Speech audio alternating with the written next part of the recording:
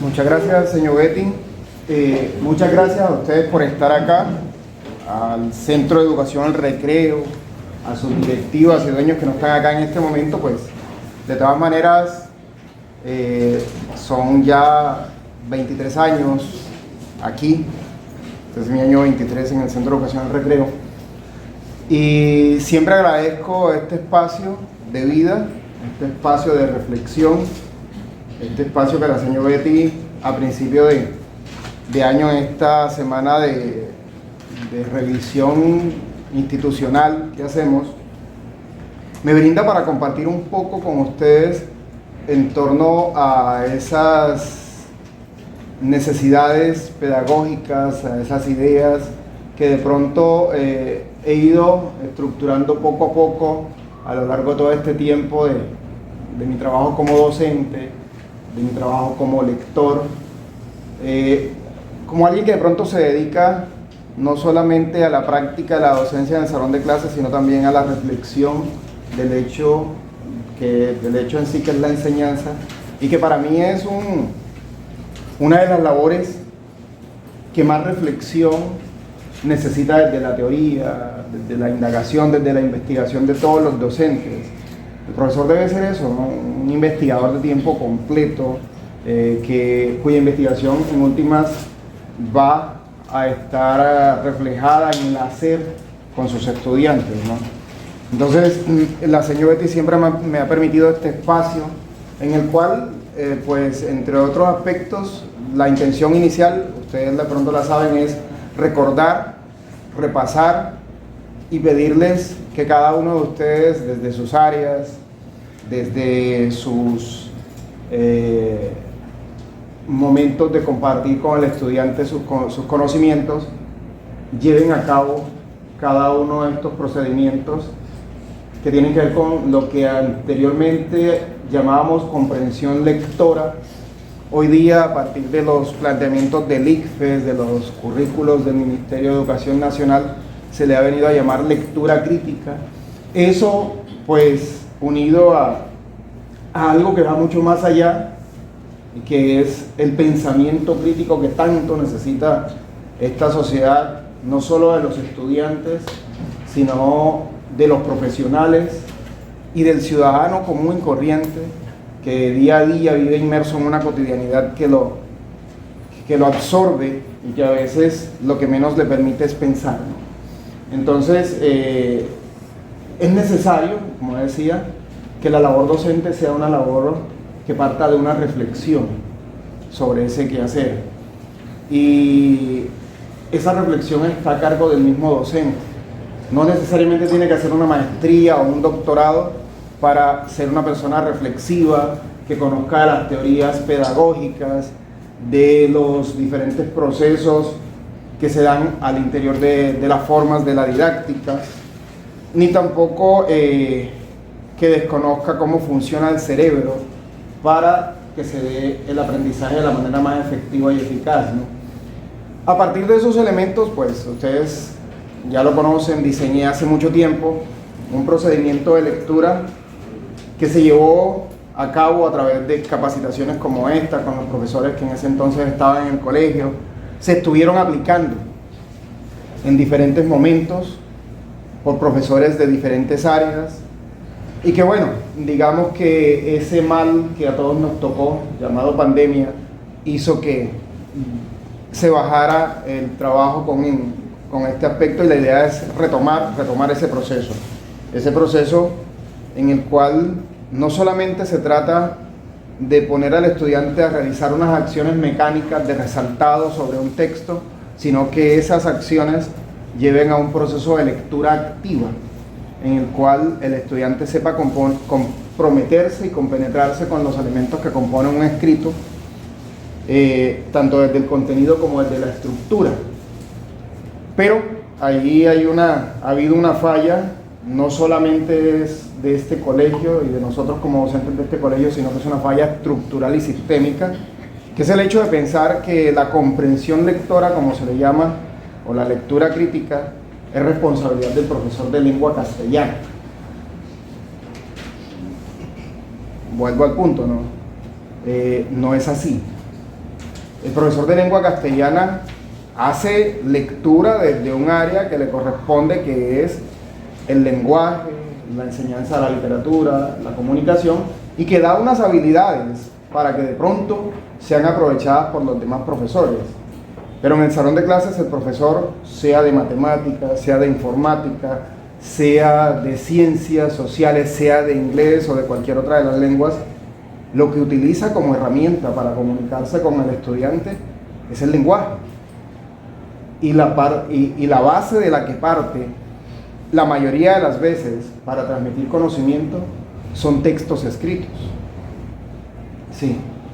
Y por ende, todo profesor, incluso el de educación física o la profesora de educación física, está combinado a conocer lo mejor posible cómo se desarrollan las estructuras textuales, cómo el pensamiento se pone en un escrito para guiar al estudiante desde su asignatura, con los elementos que implica su asignatura, adentrarse en un texto y encontrar los significados que están allí explícitos e implícitos, ¿no? Entonces, yo sí quisiera reiterar en eso, no es solamente el profesor de castellano, es el profesor de cada área que debería ser un lector, no como yo, que de pronto leo un montón de libros al año que ni siquiera me competen porque ando leyendo filosofía, ando leyendo ciencia, no, pero sí por lo menos comprometerse con la lectura de aquellos textos que están implicados directamente con el conocimiento de su área, ¿no? Por lo menos tener esas habilidades y esos conocimientos de la manera más segura y eficaz posible para poder transmitirlos con seguridad y con fluidez al estudiante. Y si lee mucho más, mucho mejor, porque nada de lo que se lee está de más, porque en últimas hay un proceso de lectura que le enseño a mis estudiantes para confirmarles que se necesita el conocimiento no manejado de manera memorística, mecánica, sino de una manera con una memoria más efectiva, que es la memoria asociativa, ¿sí? Y entonces es cuando el profesor y el estudiante son capaces de leer contenidos de diferentes áreas y los puede relacionar con lo que enseña en el salón de clases, ¿no? Entonces, en ese sentido, no solo a ustedes, yo estoy invitando a toda una cantidad de profesores con los cuales me encuentro en diferentes espacios y por ahí pues existe una posibilidad de ir a algunos pueblos de Sucre este año, ojalá tenga tiempo, porque es importante que el profesor sea un sujeto crítico frente a un contexto caótico que también lo está absorbiendo y que sin dejar de usar las herramientas que tenemos hoy día, creadas por la tecnología, las sepamos utilizar y no nos quitemos el tiempo para leer, por brindárselo de pronto a todo este mundo de redes sociales, a todo este mundo de cosas que están allí en la pantalla de eso que yo llamo la caverna de Platón, la entrada a la caverna de Platón. El mito de la caverna de Platón hoy día tiene más vigencia que quizás en la misma época en que Platón lo planteó. Ojalá el profesor Media estuviera por acá y me ayudara a explicarlo, ¿no? Nosotros cargamos en el bolsillo un aparato que, si no nos damos cuenta, lo encendemos y que para ver un mensaje que nos mandó un amigo, una amiga, un colega, y terminamos 15, 20, 30 minutos, 2 horas, se nos ha pasado el tiempo y hemos recorrido inicios de Instagram, de Facebook, de Telegram, ¿no? Bueno, ¿esto qué fue? 2 horas allí invertidas, porque una cosa es invertir el tiempo y otra es perderla, ¿no? Entonces, sí, la lectura también sirve para eso, y les extiendo la invitación a ser un poco más críticos frente a la manera en que usamos estas herramientas, ¿no? Para provecho personal y para provecho de los estudiantes que están a cargo de nosotros. En estos días escuchaba al señor Jorge, a Cristian, al profesor Jairo, preocupados un poco por ese puesto del ICFES. Y yo le digo a Jairo, realmente el puesto del ICFES no me preocupa, porque el hecho que ya hemos bajado ese indicador de algo que hay que analizar a fondo, y el hecho que se haya bajado, entre otras cosas, es el indicador de que otros colegios están haciendo procesos, están mejorando sus procesos, y que de pronto nosotros tenemos que revisar el proceso para ver dónde nos hemos quedado estancados, porque seguimos casi con los mismos puntajes sin subir de ahí en cada una de las áreas en particular, ¿no? Eso quiere decir que el proceso está estancado en un punto, entonces toca buscar las causas de eso, ¿no? Y esas causas pues nos toca a nosotros como profesores.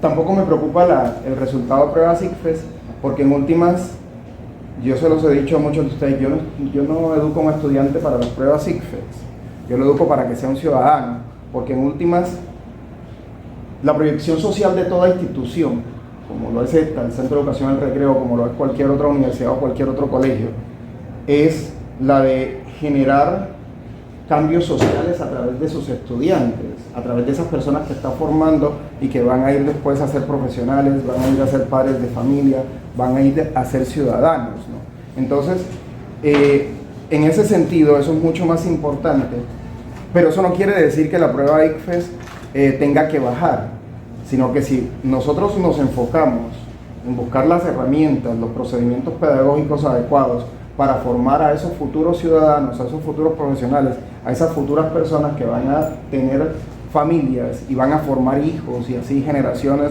tras generaciones, los resultados de las pruebas ICFES van a ser mejores, porque ya no se está estudiando para un resultado de un examen, sino para ir más allá. Ese es uno de los grandes errores que se comete a nivel institucional en Colombia. Estudiar solo para la prueba ICFES o formar para la prueba ICFES conlleva a tener buenos resultados, pero cuando formamos seres humanos preocupados por el conocimiento, por la reflexión, el pensamiento y por la lectura, es probable que consigamos resultados óptimos. La educación en Colombia está rajada. Un 266 de 500 posible está rajada. Ni siquiera es un resultado bueno. Resultados buenos los de algunos colegios como este, que han obtenido un 353, fue el puntaje del año pasado, o un 365, 364, que es los puntajes de los colegios que quedaron, de los 4 colegios que están por encima. Es decir, la diferencia es mínima. Son puntajes buenos, pero no son puntajes óptimos. ¿Y por qué no son puntajes óptimos? La razón principal está fundamentada ahí, en el hecho que se está formando para pruebas ICFES y no a ciudadanos que amen el conocimiento, que desarrollen hábito de lectura y que sientan pasión por ser sujetos de cambio. ¿Ves? Quería hacer esa reflexión inicial con ustedes como para darles una idea de qué es lo que vamos a hacer hoy, de cómo lo vamos a hacer y para qué lo vamos a hacer. Yo parto de esa premisa. Todo acto humano, por mecánico que sea, parar un edificio, parar una pared por parte de un albañil, echar una carretera, poner una tienda, enseñar en un salón de clases, debe partir de 3 elementos. Quien lo hace debe saber qué hace, cómo lo hace y para qué lo hace. El contenido, el procedimiento y la finalidad. ¿Sabes? En la mañana de hoy los voy a invitar a preguntarnos por eso.